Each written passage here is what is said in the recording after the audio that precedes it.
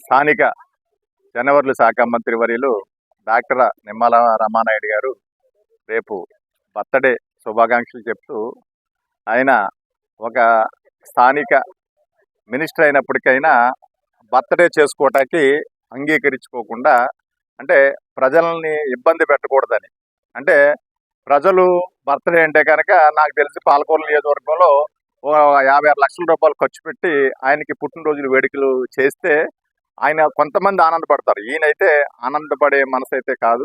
ప్రజల్ని అయితే ఇబ్బంది పెట్టకూడదని మరి 100% బర్త్డే ఎవరు కూడా నా గురించి చేయొద్దు, వేస్ట్గా డబ్బులు పాడు చేయొద్దని చెప్పినందుకు వారికి హృదయపూర్వక ధన్యవాదాలు తెలియజేసుకుంటున్నాం. మరి అదే రకంగా చూసుకున్నట్లయితే ఆ మనస్తత్వం అలా చేయకూడదనే మనస్తత్వం 100కి కోటికి ఇలాంటి మన స్థానిక జనవరుల శాఖ మంత్రి వర్యులు ఒక్కరికి మాత్రమే ఉంటుంది.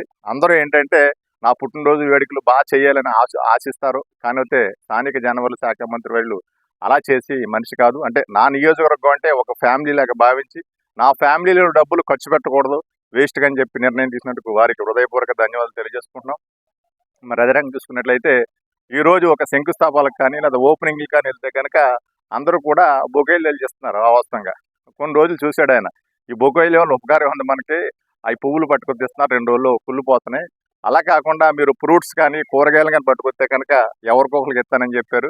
నిజంగా మరి అదే రకంగా ఎక్కడికి వెళ్ళినప్పటికైనా మన పోడూరు మండలం సుమారుగా 40 నుంచి 50 కేజీలు కాయగూరలు పట్టుకొచ్చి బొకే కింద ఇచ్చారు. మరి ఆ కాయగూరలు మరి అదే రకంగా చూసుకున్నట్లయితే అదే గ్రామంలో ఆ పోడూరు మండలంలో ముసలమ్మలందరూ కూడా ఆయన పంచిపెట్టడం జరిగింది.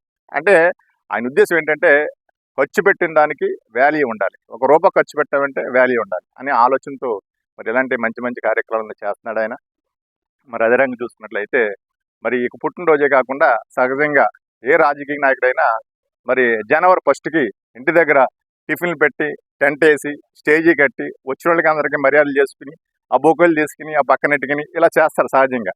మరి జనవరి 1కి మేము 2014లో మొదటిసారి ఎమ్మెల్యే అయినప్పుడు మేము అందరం కూడా బొకేలు ఎట్టుకుని ఆయన ఆఫీస్కి వెళ్ళాం.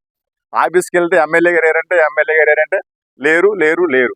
ఇదేంటి ఎమ్మెల్యే గారు మరి ఇవాళ జనవరి 1 కదా, జనవరి 1కి ఇంటిగా ఉండాలి కదంటే లేరు లేరు, ఎవరికి తెలియదు ఎక్కడికి వెళ్ళి. అంటే హైదరాబాద్లో కొంతమంది, ఊరు వెళ్ళని కొంతమంది, కానీ హైదరాబాద్ వెళ్ళలేదైనా ఊరే వెళ్ళలేదు. మన కాలగొట్టుని ఏం కాలేదు, మన రేప కాలగొట్టుకు వెళ్ళి రేప కాలగొట్టులో రైతులతో పాటు తూడుకు వస్తున్నాడు ఆయన. అంటే జనవరి 1కి వెళ్ళి రైతు బిడ్డగా పుట్టి రైతు యొక్క కష్టాలు తెలుసుకుని రైతు యొక్క అనుభవాలు తెలుసుకుని రైతుకు న్యాయం చేయాలని నాకు జనవరి 1ని కార్యక్రమం చేసుకుంటే కనుక మరి కార్యకర్తలందరూ కూడా బొకేలు తెచ్చి దండలేసి సాల్వాలు కప్పి డబ్బులు వేస్ట్గా పాడు చేసుకుంటారనే ఆలోచనతో మరి ఆయన ఇంటి దగ్గర లేకుండా అప్పుడు 2014లోనే రేపాక్ ఛానల్కి వెళ్ళి, మరి రేపాక్ ఛానల్ అంటే మన నియోజకవర్గంలో కొమ్ము స్టార్ట్ అయ్యి కొమ్ము చిక్కాల, వాలమర్రు, గౌరపేట ఇలాగా చిక్కాల నుంచి ఇలాగ మామూలుగా తెల్లపూడి దాకా వెళ్తుంది. ఆ కాలం మీద ఆయన మరి ఆ రోజు పనిచేశారు. అంటే ఎందుకు చెప్తున్నానంటే రాజకీయ నాయకులు ఉంటారు, రాజకీయ నాయకులు ఒక రకం ఒక మనిషిగా ఉంటారు. మా ఎమ్మెల్యే గారికి మా మినిస్టర్ గారికి ఇంత మంచి మనసు ఉన్నందుకు మరికి మరొక్కసారి పాలకొల్లు నియోజకవర్గం తరఫున హృదయపూర్వక ధన్యవాదాలు తెలియజేసుకుంటాను.